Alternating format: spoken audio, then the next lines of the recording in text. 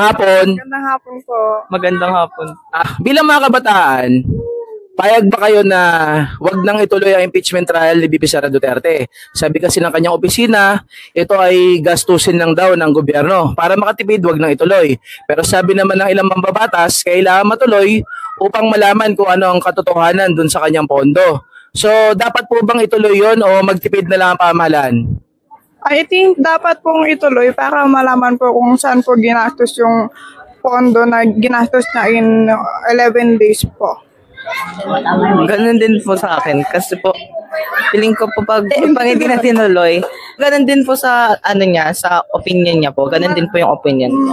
I think malaking epekto po siya sa politika po. Nanay, magandang hapon po sa inyo. Magandang hapon din. Magandang hapon.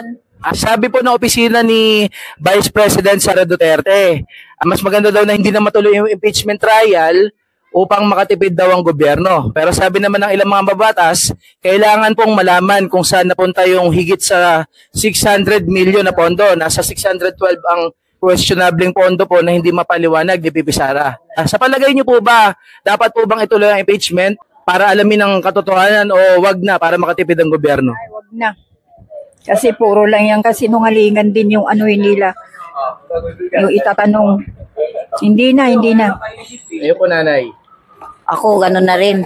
Para malaman na talaga na kung talagang sinungaling o hindi. Wag na din. Kasi sa aking palagay, si Sara naman okay naman siyang mamunot bilang vice presidente. Ano po ba yung mga nagagawa niya para sa inyo?